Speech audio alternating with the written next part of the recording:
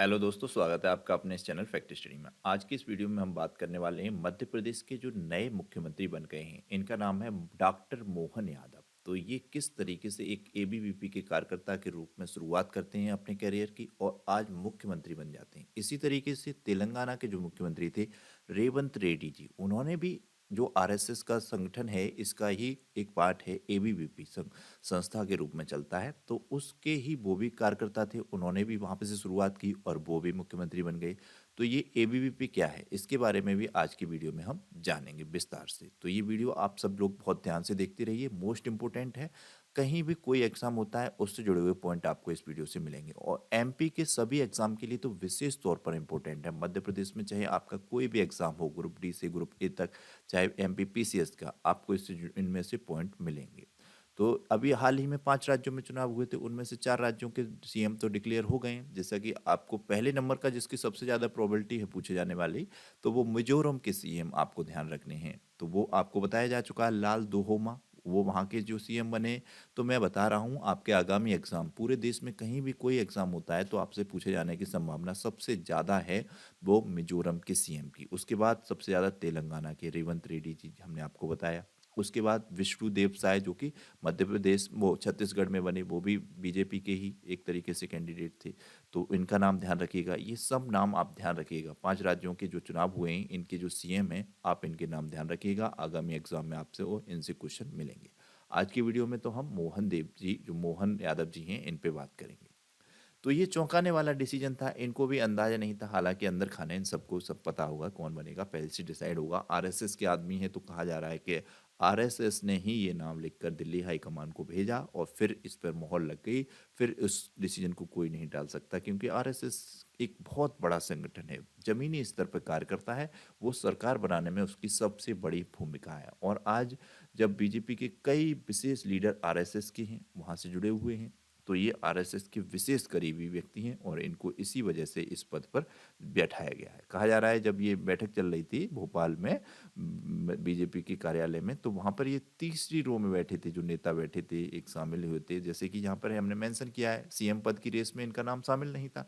CM पद की race में बीजेपी के अन्य दिग्गज नेता थे, प्रहलाद पटेल थे, नरेंद्र सिंह तोमर थे, जो कि अब स्पीकर बन गए हैं विधानसभा में। तो ये नरेंद्र सिंह तोमर पहले कृषि मंत्री थे, तो यहाँ पर ये ध्यान रखना है, अब कृषि मंत्री का क्वेश्चन आए तो अब अर्जुन मुंडा को कार्यभार दे दिया गया है। अर्जुन मुंडा को कृषि मंत्रालय का कार्यभार दे दिया गया है अतिरिक्त प्रभार के रूप में।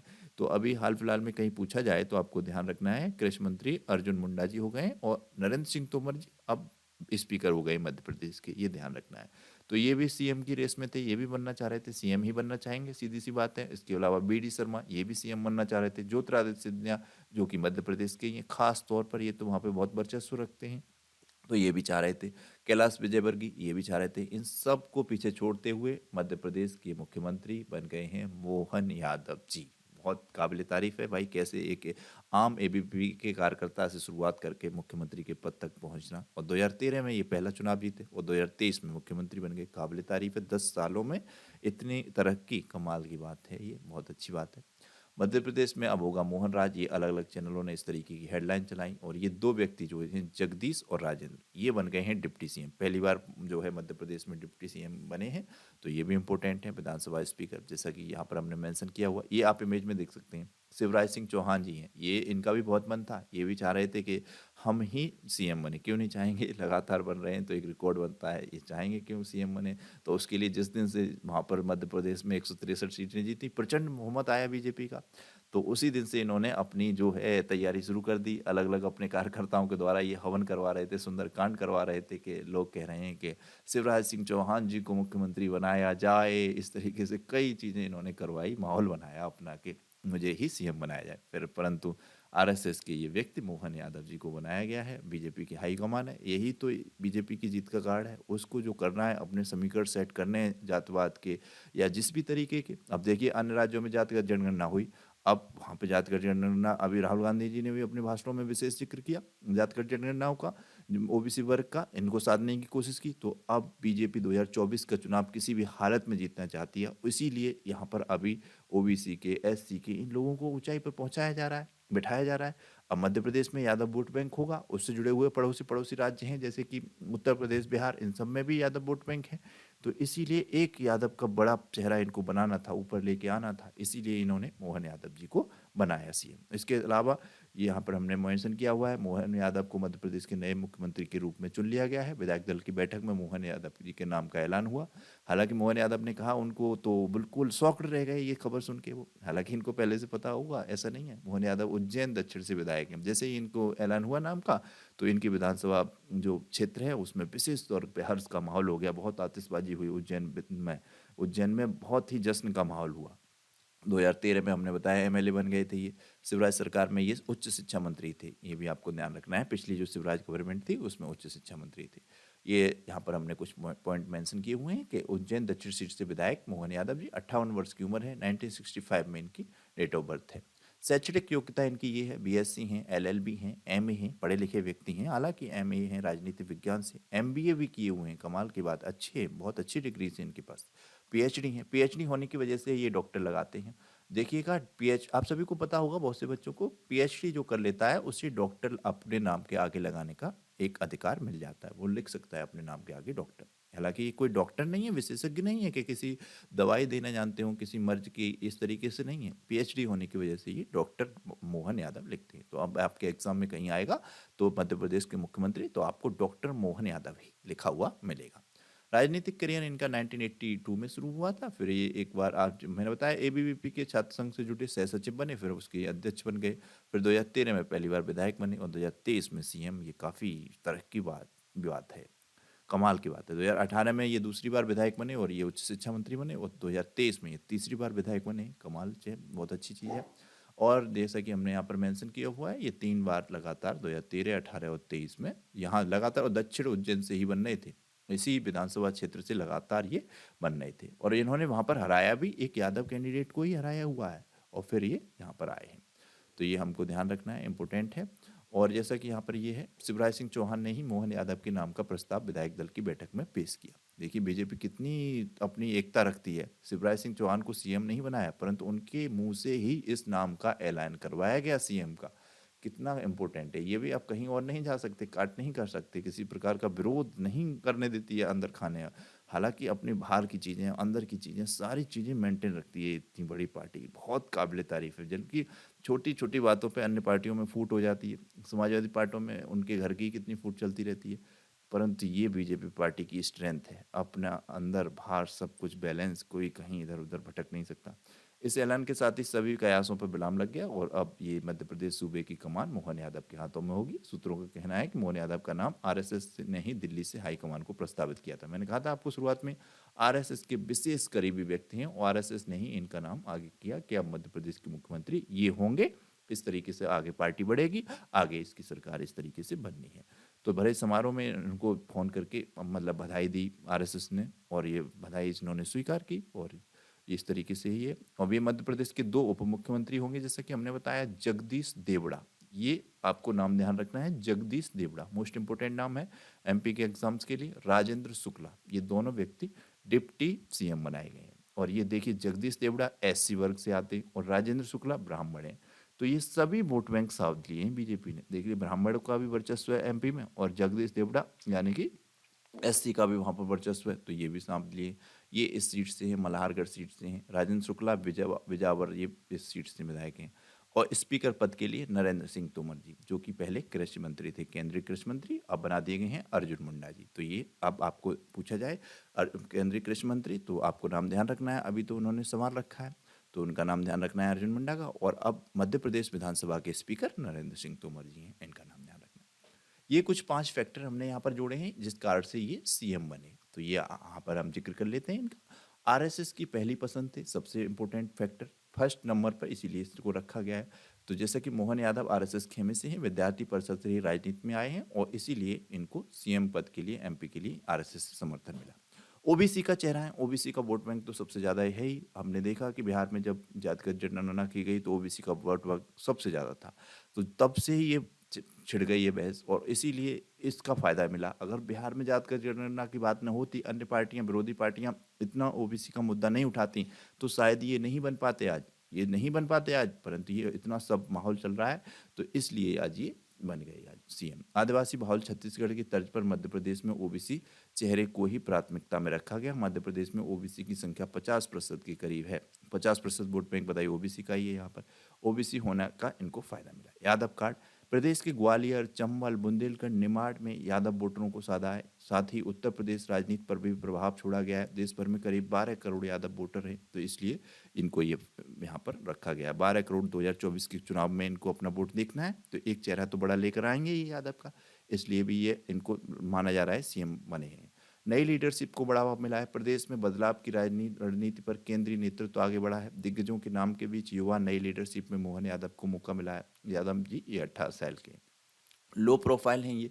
मोहन यादव को लो प्रोफाइल रहने का फायदा मिला। प्रदेश में दिग्गज नेताओं के नाम की चर्चा के बीच कार्यकर्ता बनकर काम करने का तोहफा मिला। अब ये लो प्रोफाइल क्या है, ये देखो, हम सब में से बहुत से लोग नहीं जानते होंगे मोहन यादव जी सीएम बन जाएंगे, पर ये सीएम बन गए तो एक मैसेज जाता है जनता के बीच कि एक आम कार्यकर्ता भी बीजेपी में इतने ऊंचे पद पर पहुंच सकता है, सीएम पहुंच सकता है, बड़े से बड़े ऊंची कुर्सी पर उसको बिठाया जा सकता है। तो इस तरीके से माहौल बनता है कि बीजेपी बहुत अच्छी पार्टी है। उसके लिए कार्यकर्ता जो काम करते हैं वो और उत्साह के साथ कार्य करते हैं। तो इस पर्पज से भी इन्होंने इनको सीएम बनाया। तो ये कुछ मामले हैं। इन पॉइंटों को 5 पॉइंटों को समझा है हमने। वेरी इंपॉर्टेंट पॉइंट थे। हर चीज़ को समझना जरूरी है, हर चीज़ पर काम करना जरूरी है। इससे हमारे नॉलेज तो बढ़ती है, जागरूकता बढ़ती है, हमारे ब्रेन का अच्छा विकास होता है, अच्छा डेवलपमेंट होता है, यहाँ ध्यान रखना है। अब ये मोहन यादव जी 2023 में, इससे पहले कई बार ये अपने विवादित बयानों की वजह से चर्चा में रहे। सबसे इम्पोर्टेंट और सबसे बड़ा विवादित बयान इनका था माता सीता के लिए जो इन्होंने दिया था। इन्होंने कहा था कि मर्यादा के कारण भगवान श्री राम ने माता सीता को छोड़ा था। उन्होंने वन में बच्चों को जन्म दिया था। कष्ट झेलकर भगवान राम की मंगल कामना करती नहीं। आज के दौर में ये जीवन तलाक के समान है। अब जब इन्होंने इस तरीके का ये बयान दिया था तो उस टाइम ये बहुत ज़्यादा विवादित हो गया था और बहुत ज़्यादा चर्चा में आ गए थे। और ट्विटर पे तमाम तरीके के ट्वीट चल रहे थे इनको लेकर, बहुत विरोध चल रहा था इनका। तो इस कारण से भी वहाँ पर इनका जिक्र हुआ था। हालांकि ये काफ़ी हिंदूवादी छवि वाले नेता माने जाते हैं मोहन यादव जी। विशेष तौर पर अपनी जो छवि रखते हैं वो हिंदूवादी रखते हैं। हालांकि अब सीएम बन गए हैं तो इनको अब हिंदू मुस्लिम किसी प्रकार का कोई भेदभाव नहीं करना चाहिए। सबको एक नज़र से देखना चाहिए और सबके विकास के लिए कार्य करना चाहिए। यहाँ पर हमने मेंशन किया है मोहन यादव कौन है। जैसे कि यहाँ पर ये है, इनका जन्म 25 मार्च 1965 को हुआ था। हमने बताया 2 पुत्र हैं इनके, एक पुत्री हैं। इनकी पत्नी का नाम सीमा यादव है और ये एलएलबी कर चुके हैं। 1982 में, जैसे हमने बताया, माधव विज्ञान महाविद्यालय में पहली बार छात्र संघ के सह सचिव चुने गए थे। फिर 1984 में ये अखिल विद्यार्थी भारत परिषद, जैसे कि एबीवीपी के उज्जैन के नगर मंत्री बने थे। 86 में वह विभाग प्रमुख बने। तरक्की होती चली गई हर वर्ष इनकी, लगातार एक के बाद एक स्टेप ये रखते चले गए। फिर 2013 में ये विधायक बने और इसके बाद 2018 में विधायक बनने के बाद शिक्षा मंत्री बने और 2023 में तो सीएम बन गए। कमाल कर दिया। छोटे छोटे स्टेप रहे हैं इनके, परंतु ये पूरा जो इनका कार्यकाल रहा है, अपना जीवन का करियर रहा है, 41 वर्षों का करियर है। ऐसा लगता है हमको कि एकदम से आके कोई सीएम बन गया, नहीं। 41 वर्षों से लगातार एक पार्टी में बीजेपी के लिए काम कर रहे हैं और एबीवीपी से शुरुआत की है। जैसे कि हमने यहाँ मेंशन किया हुआ है, अलग अलग वर्षों में 41 वर्षों के संघर्ष का इनको आज फल मिला है। काफ़ी मोटिवेशन भी है इनका सफ़र, हम देख सकते हैं। तो 41 वर्षों से जो व्यक्ति लगातार छोटे छोटे पदों को संभाल रहा है एबीवीपी से लेकर, और 2013 में फिर उसको पहली बार मौका मिलता है विधायक बनने का, फिर 2018 में बनते हैं मंत्री और 2023 में डायरेक्ट सीएम बनते हैं। तो ऐसा ही नहीं है ये सफ़र, काफ़ी छोटे छोटे स्टेप से लेकर बड़े स्टेप तक गया है और पूरे मुख्यमंत्री तक पहुँचे ये। तो ये इम्पोर्टेंट और मोटिवेशनल भी है इनका सफ़र। 41 वर्षों से ये एक ही पार्टी के लिए कार्य कर रहे हैं। यहाँ पर ये सब आपको ध्यान रखना है, जैसा कि ये हमने रखा हुआ है, इसमें इम्पोर्टेंट है ये। अब हम जान लेते हैं एबीवीपी के बारे में। एबीवीपी क्या है, ये इसके बारे में भी जानना जरूरी है। बताइए, एक संगठन जिसमें कार्य करते हुए लोग मुख्यमंत्री बन रहे हैं। तेलंगाना वाले व्यक्ति जो मुख्यमंत्री हैं उन्होंने भी यहीं से शुरुआत की थी।